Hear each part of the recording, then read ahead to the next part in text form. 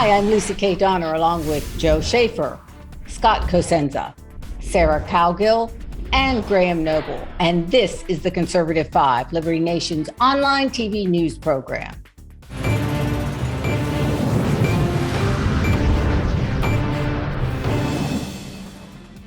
Here's a little primer to the Kyle Rittenhouse case. Police shot Jacob Blake 7 times on August 23, 2020, sparking massive unrest in the Wisconsin city of Kenosha. After riots and looting downtown, including a withdrawal of the police, 17-year-old Kyle Rittenhouse said he went to the city's streets 2 days later to protect private property and administer first aid. He was armed with a rifle. In the course of the evening of August 25th, Rittenhouse shot 3 men, killing 2. The jury must determine whether Rittenhouse acted in self-defense or not. The entire shebang has been a 3-ring circus on the left, the right, and the media, all at the expense of a teenage kid and one living victim who admits to threatening Kyle's life. A divided America has taken up sides, and the National Guard is on standby. Sheesh. So we're recording this segment of C5 on Thursday, November 18th at 1 p.m., and the jury is still deliberating, but there's so much to unpack. Tons of cringeworthy moments, and legal affairs editor Scott D. Cosenza Esquire has followed every minute. So Scott, the highlights and lowlights, and let's start with the judge and his reckoning for MSNBC. Well, first, let's say that I don't know that there are any highlights. There seem to be just a giant collection of lowlights, the latest of which, as you mentioned, is this MSNBC issue. The judge said that this came just minutes ago from the courtroom. The judge reported that an MSNBC producer last night followed the jury bus home. The jurors are transported to and from the courthouse in a bus in order to help maintain their anonymity, and then they park at an undisclosed location. And the producer ran through a red light to try to keep up with the bus, and that's how they were discovered. They got pulled over. And as a result, the judge has banned that news organization from the courthouse for the duration of the proceedings. The other kind of massive lowlights that we're talking about have to do with the disclosure to the defense of various videotapes. What we learned yesterday was that the prosecution had a high-resolution copy of drone video footage that they did not disclose to the defense. They disclosed a smaller, grainier copy, and not by some small measure. And then the prosecution then proceeded to kind of make that video part of the linchpin of their prosecution efforts. So previous to that, there was an FBI video that the FBI had this high resolution video that they didn't tell anybody about for a very long time. And they only provided an edited version, not the full version with high resolution, which they claim they had to have lost, by the way.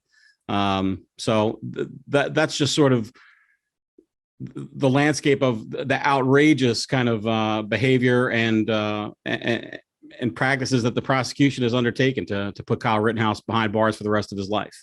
All right, Joe, I'm not going to ask you to predict what the jury is going to decide, but there have been a lot of media issues surrounding this trial. The last of which Scott mentioned was MSNBC. But also, my understanding was that MSNBC or someone, I don't know if it was them or CNN, they aired the closing arguments for the prosecution, but not the defense. So, is America being whipped up into a frenzy by the media? Oh, that's very interesting. To me, that is the most interesting part of the Kyle Rittenhouse trial, is it as a cultural touchstone. And you really have to go back to the ultimate cultural touchstone in this genre, which is the O.J. Simpson trial in 1994. I have too much to say about that. I'll try to keep it short, but I think you could really make an argument that that is what killed television as a medium, is the O.J. Simpson trial, because we just went into this reality frenzy, media outrage mobs. I could go on forever talking about it. But with OJ, they used race, demonization, hype, but the face of oppression. It was kind of amazing that they could do it with OJ, who was a millionaire living in Brentwood Country Club lifestyle, former NFL star, movie actor, and they made him the victim of the man. but it was kind of a faceless man. It was, blacks were happy to see they had this ill-defined feeling of sticking it to the system. And that was 27 years ago.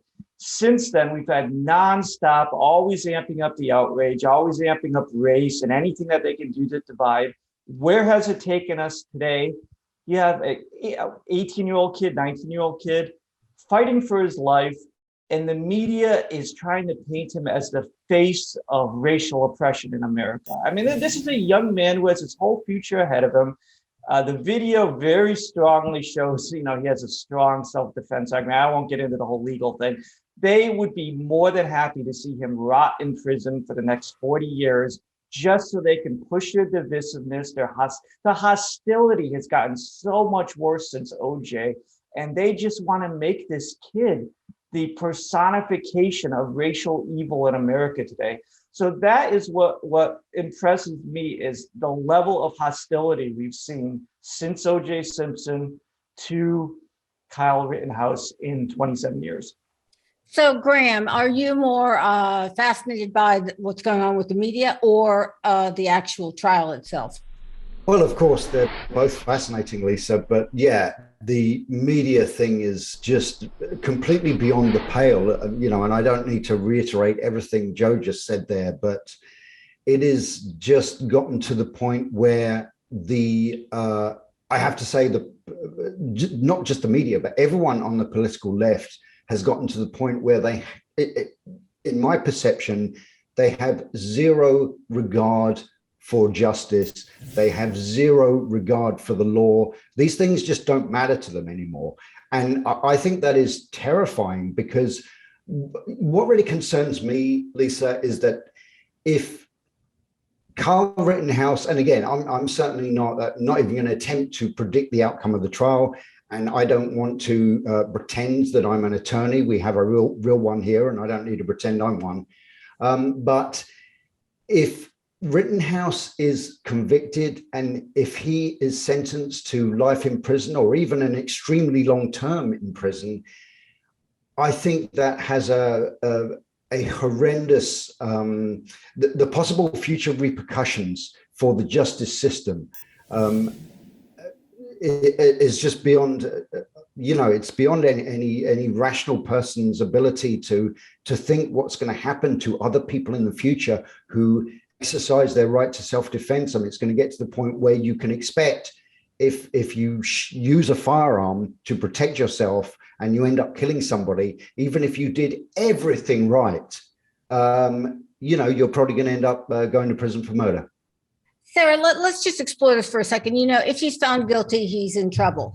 But if he's found innocent, I mean, it seems like this kid is sort of screwed any which way he looks. Yeah, he's sort of screwed any which way the verdict goes. He either spends his life in prison as a martyr for the cause, or he, or on the other hand side of that coin, he's a murderer. Pointing out the circus of the trials that have come up since OJ Simpson. The only difference between OJ Simpson and Kyle Rittenhouse is the defendant, the color of the defendant. The similarities of the trials, to me, which is why I think people are just talking about it everywhere. The checkout line, at the bar, at the cafe for lunch, they're talking about it everywhere. And it's the prosecution in the OJ trial. It was a cluster of all sorts of missteps. If the glove, put that glove on and he's trying on the glove and it won't go on. And it was like, you morons. And then this one was, he's out there. The prosecuting attorney is pointing a gun at the jury with his finger on the trigger. No, it wasn't the jury. It was at the courtroom. But it was the same, effect. It was the same effect. And I don't care how well trained you are in guns, and it's not loaded, and you don't ever point it at a person. And to be in that courtroom, maybe on that jury, to me, that sent a clear message that you guys better convict this guy. The other thing that I find out today from Scott is that MSNBC is tracking these people down, and And, that's intimidation. I don't care how you slice it. And I just want to ask Scott one question. Where's the mistrial? Well, the judge has 2 mistrial petitions on his desk submitted by the defense, and they're radically different. One of them is a request that would demand, if granted, that there be mistrial granted with prejudice, which means that the state could not retry Kyle Rittenhouse on those charges, and that would be granted because of the prosecutorial misconduct that's gone on. Namely, they totally illegally and inappropriately commented on his right to keep silent. So, that whole line where, you have the right to remain silent. Anything you say can and will be used against you. Well, that's true. But what's not supposed to be able to be used against you and not legally able to be used against you is your silence. And the prosecutor Binger said words to the effect of, oh, you've been, silent all this time, and only now you're telling your story, until the judge halted the trial. So there's, I think, good reason for the judge to grant that motion. If it is, that's a done deal for Rittenhouse. He's gone. He's out of jail and suffers no burden of future prosecution. The other one is just a regular motion for a mistrial, which would allow the state to refile the charges. That was just filed yesterday after this drone footage debacle was kind of unveiled. So the judge has said that he's going to wait for the jury to come in. It's a smart move because, if the jury, quote unquote, does the right thing, if you will, then there's no need for the judge to step in and grant either, address those motions. If the jury votes to convict, however, then the judge, it's appropriate for him to address them. And, he's not guaranteeing, he hasn't said that he would grant either one of those motions, but it's hard for me to believe, given the breadth of the prosecutorial violations. Now we have at least, I think, 4 or 5 big time prosecutor violations of the defendant's right to a fair trial. So, the thing is about that OJ case is that's Johnny Cochran, by the way. It was a brilliant defense strategy by Johnny Cochran to kind of invent this put upon black man by the system, by a guy who, was at the pinnacle of the top of the system. OJ could have, he was the most famous, one of the most famous people in the world, and he could walk in any room, whether it's a boardroom or a bar or anything, and to make him kind of this put upon victim. Well, that was a brilliant defense by Johnny Cochran, and the Binger actions seem now to be, how many times can you kind of grant this idea that it's a mistake before you say, okay, well, this is probably not a mistake, this is willful action. And the judge said to Mr. Binger that he did not believe his protestations of kind of an innocent mistake, which is a profound legal consequence. When the judge says that he doubts your candor to the court, that's a big deal for the trial and also for Mr. Binger's legal career going forward in Kenosha County. I can tell you that. Okay. So, Scott, my final closing question, and we're way over time, so as quickly as you can, perhaps, do you think the jury should have been sequestered? Yes. All right. That does it. One thing is for certain, lives are lost or altered forever on that fateful night. And unfortunately, Rittenhouse will live in infamy as the media continues to wage war against him. Thanks for watching.